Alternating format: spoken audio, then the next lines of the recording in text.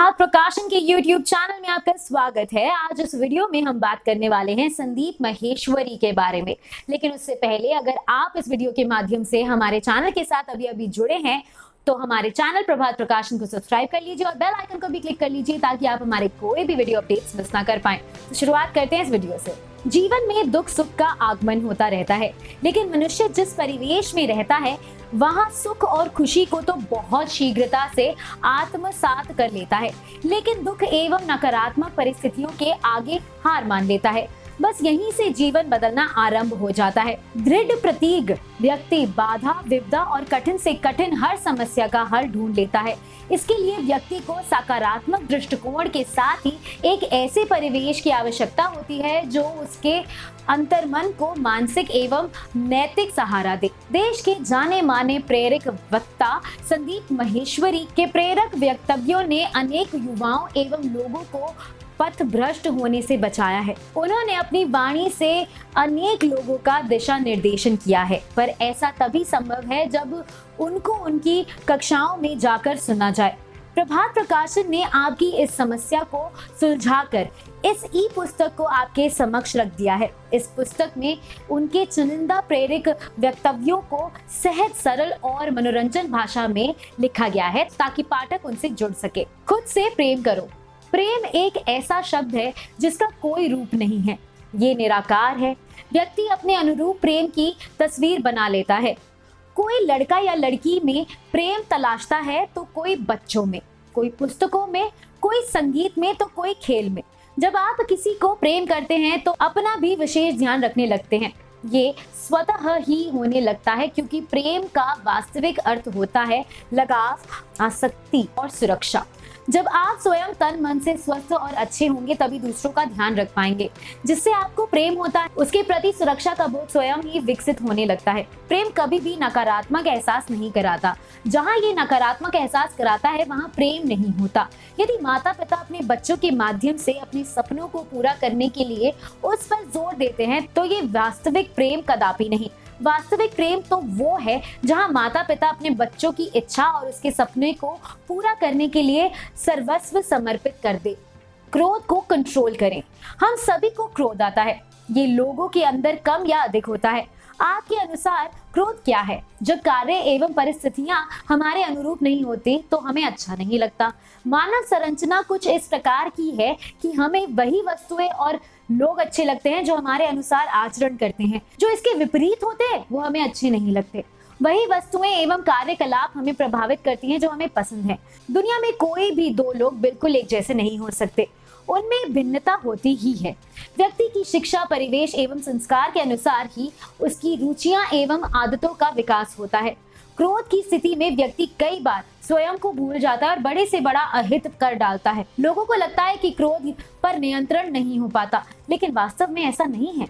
आप स्वयं अपने अंदर झांक कर देखिए तो पाएंगे कि आपका क्रोध पर पूरा नियंत्रण है। बस आप इस बात को गहनता से नहीं समझते। आइए इस बात को एक उदाहरण से समझते हैं। एक व्यक्ति किसी बड़ी कंपनी में काम करता है।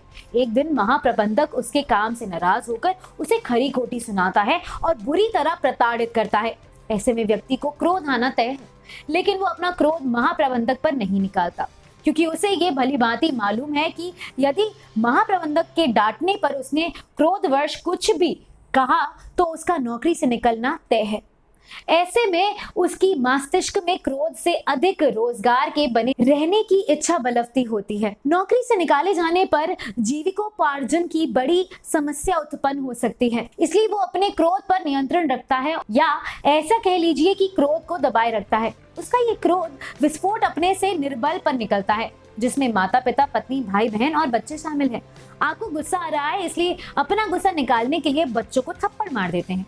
अगर गुस्सा आ रहा था तो वो तब क्यों नहीं निकाला जब आपके महाप्रबंधक आलोचना कर रहे थे अथवा डांट रहे थे? जितनी बड़ी चुनौती उतनी बड़ी सफलता। जिंदगी में सुविधाएं और असुविधाएं दोनों ही मिलती हैं।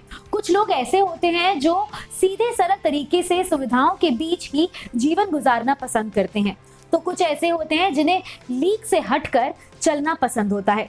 लीक से हटकर चलते समय अनेक समस्याओं एवं चुनौतियों का सामना करना पड़ता है। यकीन मानिए, जो लोग लीक से हटकर चुनौतियों का सामना सकारात्मक तरीके से कर लेते हैं, वो इतिहास बदल देते हैं और अमर हो जाते हैं। इस बात को अच्छी तरह समझने के लिए मारिया के जीवन पर एक नजर डालते हैं। मारिया को बचपन से ही पढ़ने का बहुत शौक था। एक दिन बीमार होने पर वो डॉक्टर के पास गई। वहां देखा कि अधिकतर डॉक्टर पुरुष हैं। ये देखकर नन्ही मारिया ने मन में दृढ़ निश्चय कर लिया कि वो बड़ी होकर डॉक्टर ही बनेगी। रोम के मेडिकल कॉलेज के प्रमुख ने मारिया को दाखिला देने से इनकार करते हुए कहा, ऐसा आज तक नहीं हुआ है कि कोई महिला डॉक्टर बने। मारिया ने मेडिकल कॉलेज के प्रमुख के इनकार से हार नहीं मानी। वो पोप के पास गई। पोप के कहने पर उसका दाखिला वहां हुआ, लेकिन मुश्किलें अभी बहुत थी। उस समय सिर्फ पुरुष ही डॉक्टर बनते थे, इसलिए उसके साथी उस पर व्यंग्य कसते और तंग करते। आधी रात को मारिया को शरीर विज्ञान की कक्षा में अकेले पढ़ने और मुर्दों की चीर फाड़ करने के लिए विवश किया जाता था। मारिया ने भी जैसे उन महिला चुनौतियों को स्वीकार कर लिया था और ठान लिया था कि इस बड़ी चुनौती को पार करके उन्हें इतिहास बदलना है, महिलाओं के लिए नए रास्ते का निर्माण करना है। सफलता की 100% गारंटी रखे प्रत्येक व्यक्ति स्वयं को सफलता के शीर्ष पर देखना चाहता है, लेकिन वास्तव में कितने लोग ऐसे हैं जो सफलता के शीर्ष पर पहुंच पाते हैं? बहुत कम। यहाँ तक कि सफलतम लोगों को उंगलियों पर गिना जा सकता है। ऐसा क्यों होता है कि एक ही जैसे दिखने वाले व्यक्तियों में कुछ बहुत अधिक सफल हो जाते हैं, तो अधिकतर जीवन के अंतिम पड़ाव तक केवल संघर्ष करते रहते हैं। संघर्ष और अपनी नाकामियों को रोते रोते ही वो एक दिन उस दुनिया से चले भी जाते हैं। व्यक्ति के अस्तित्व के साथ ही उसके जीवन की कहानी भी मिट जाती है, लेकिन अत्यंत सफल लोगों के जीवन की कहानी उनके मिटने के बाद भी अमिट हो जाती है, जैसे Helen Keller, Thomas Alva Edison, doctor APJ Abdul Kalam आदि। हर व्यक्ति के जीवन में एक रास्ता ऐसा होता है जो उसे सफलता की 100% गारंटी प्रदान करता है। क्या आप जानना चाहते हैं कि वो रास्ता कौन सा है? तो चलिए आज इसके बारे में जानते हैं और समझते हैं। व्यक्ति 3 तरह के रास्तों पर चलते हैं, जो इस प्रकार है: बिना कार्य के सोचना, बिना सोचे कार्य करना, सोच विचार कर कार्य करना। समय प्रबंधन। बचपन से ही हम सुनते आ रहे हैं कि समय बेहद कीमती होता है।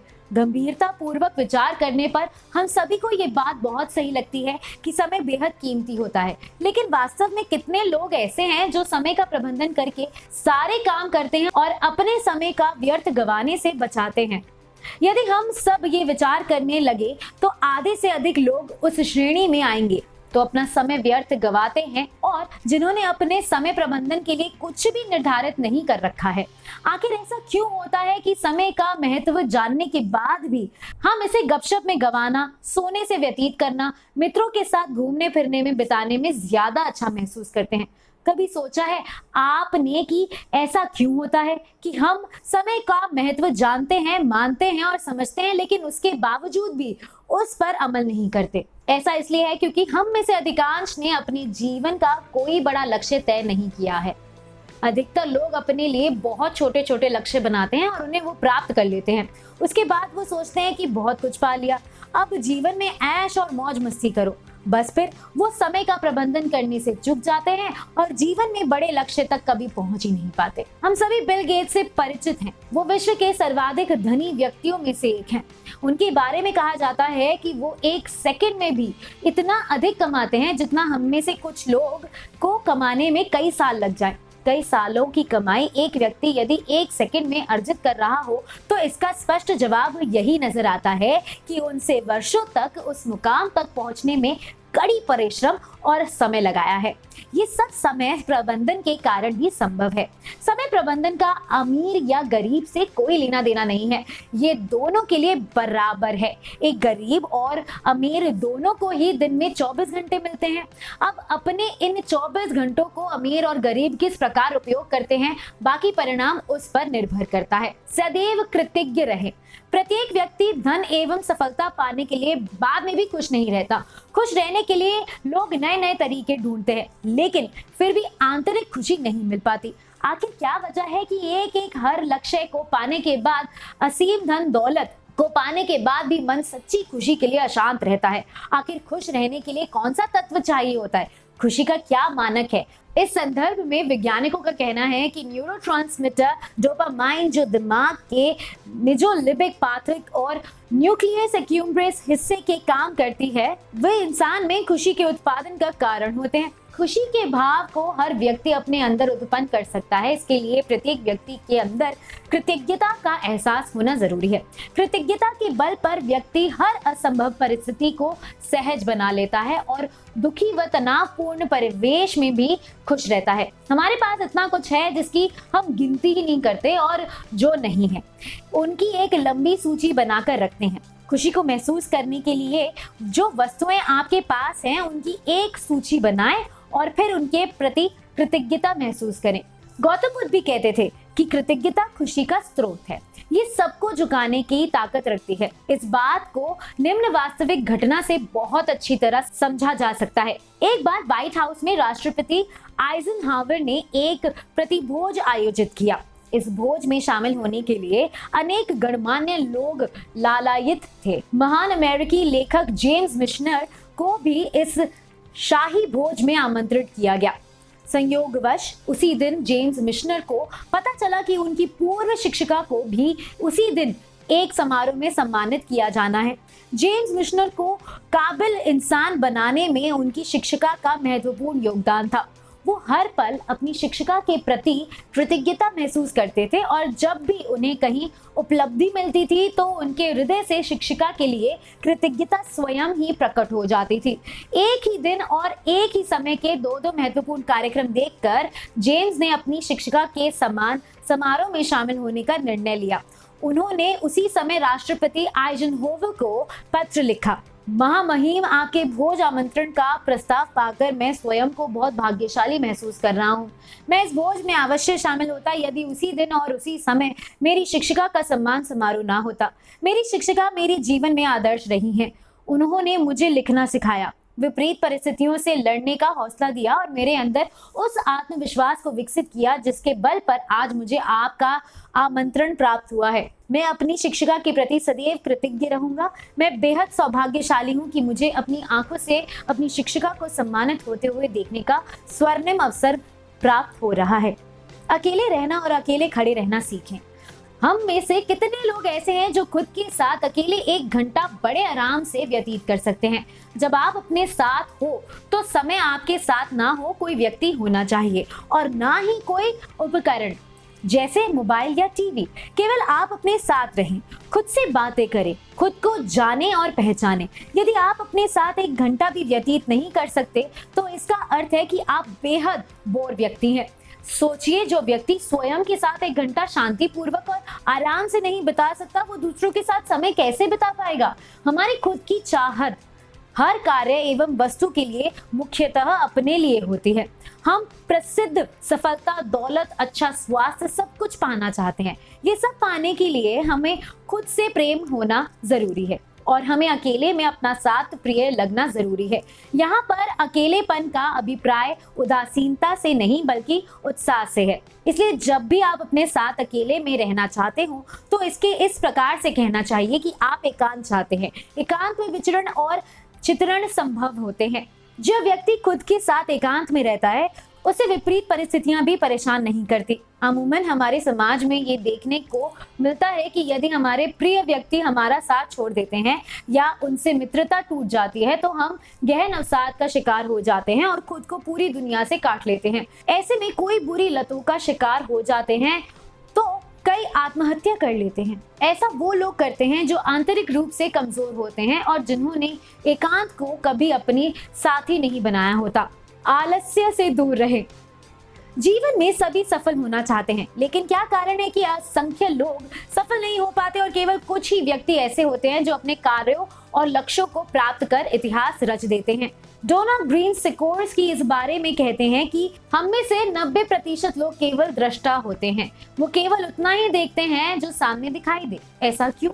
वो इसलिए क्योंकि हम अपनी कल्पना की परीक्षा नहीं करते। दूसरा, हम सभी लोगों में रचनात्मकता, उत्साह एवं संघर्ष का अभाव होता है। उसका कारण ये है कि हमें बचपन से ही हर चीज सहजता से उपलब्ध हो जाती है। अतः हमें ये ज्ञान नहीं होता कि उस व्यक्ति के हम तक पहुंचने का मूल्य क्या है। आलस्य, शारीरिक कम और मानसिक अधिक होता है। यदि शारीरिक होता तो स्टीफन हॉकिंग, हेलन किलर जैसे व्यक्तियों का आज कोई नाम निशान नहीं होता। लेकिन इस दुनिया से जाने के बाद भी वो अमर हैं, क्योंकि उन्होंने अपनी शारीरिक विकलांगता को अपनी मानसिक शक्ति से पराजित कर दिया है। आलस्य की प्रमुख वजह हमारे मस्तिष्क में होती है। हम अपने मस्तिष्क को जैसा आदेश देते जाते हैं, मस्तिष्क वैसे ही आदेश मानने लगता है। असंख्य लोगों को पढ़ाई बेहद बोर लगती है और कई बार तो उन्हें पुस्तक उठाते हुए भी आलस्य आने लगता है।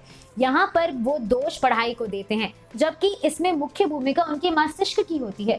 यदि वो अपने मस्तिष्क में प्रतिदिन इस बात को बैठाते रहें कि उनके माता पिता उन्हें अच्छी शिक्षा प्रदान करने के लिए कितना संघर्ष करते हैं, तो आलस्य का सर्प कभी भी कुंडली बनाकर उनके मन को ना घेरेगा। आलस्य उन लोगों के बपोती होता है जो आरामदायक स्थितियों में रहते हैं और देखते हुए उनकी आदी हो जाते हैं तथा उन्हें बैठे बिठाए खाने पीने की आदत हो जाती है। फिलहाल इस वीडियो में बस इतना ही। अगर आपको ये वीडियो पसंद आया है तो इसे लाइक ज़रूर कीजिएगा, और अगर अभी तक आपने प्रभात एग्जाम के YouTube चैनल को सब्सक्राइब नहीं किया है तो ज़रूर सब्सक्राइब कीजिए और बेल आइकन को भी क्लिक कीजिएगा ताकि आप हमारे कोई भी अपडेट्स मिस ना कर पाएं।